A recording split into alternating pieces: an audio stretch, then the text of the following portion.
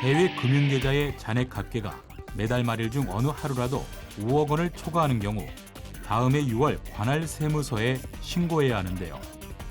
2020년 해외 금융계좌 신고 결과 지금 만나보시죠.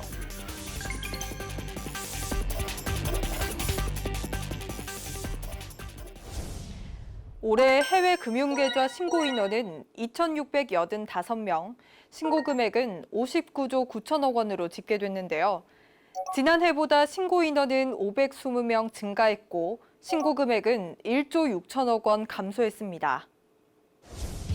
개인의 경우 1,889명이 8조 원을 신고해 지난해보다 인원은 28.6%, 금액은 25% 증가했으며 법인의 경우 796개의 법인이 51조 9천억 원을 신고해 지난해보다 법인 수는 14.4% 증가, 금액은 5.8% 감소했습니다.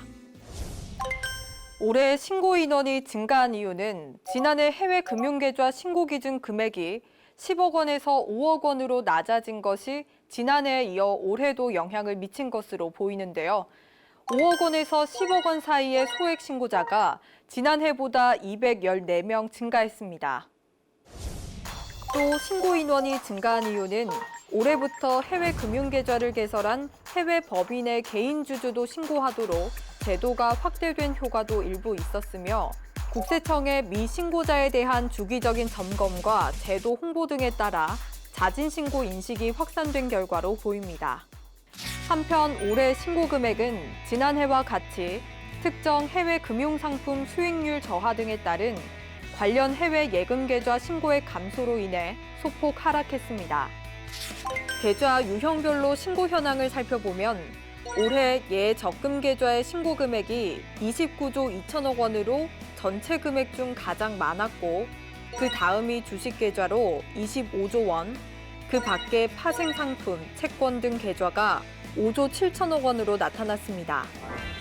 그리고 올해는 총 18,566개의 계좌가 144개 국가에 소재하는 것으로 신고되었으며 지난해보다 소폭 증가했습니다.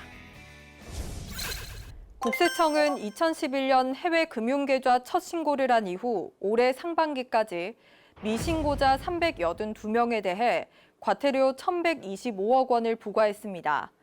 또한 형사처벌 규정이 처음 적용되는 2014년부터 올해 상반기까지 58명을 고발했으며 고액 미신고자에 대한 명단 공개 제도가 처음 시행된 2013년부터 현재까지 국세정보공개심의위원회의 심의 절차를 거쳐 총 7명의 명단을 공개했습니다. 한편 2015년부터 미신고자가 미신고 금액의 출처에 대해 소명해야 하고 미소명 시 과태료 20%가 별도로 부과되는 제도가 시행 중인데요.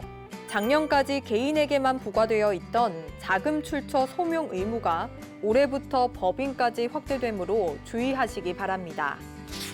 국세청은 올해 하반기 외국 과세당국과의 금융정보 교환 자료, 외국환 거래 자료, 다른 기관 보유 자료 등을 바탕으로 미신고 혐의자를 선별해 검증할 예정이며 특히 올해는 해외 금융계좌를 신고하지 않으면서도 관련된 국외소득까지 탈루한 혐의가 있는 자를 집중 검증할 계획입니다.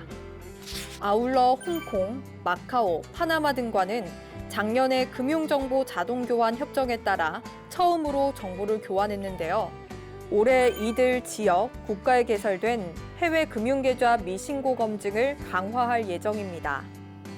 신고기한 이후에 미신고, 과소신고 계좌를 자진해 수정 또는 기한 후 신고하는 경우 과태료 금액을 감경받을 수 있는데요. 특히 올해부터 과태료 감경폭이 크게 확대되었습니다. 그러나 국세청의 과태료 부과를 미리 알고 신고하는 경우에는 과태료 감경을 받지 못하니 자발적으로 신고하는 것이 유리합니다. 국세청은 적극적인 신고 안내와 제도 홍보 등으로 신고 의무자의 성실 신고를 유도하는 한편 미신고 혐의자에 대해서는 국가 간 정보 공유 확대, 자체 정보 수집 역량 강화 등을 통해 철저히 검증하고 미신고 확인 시 과태료 부과, 형사 고발 등 엄정 조치할 계획입니다.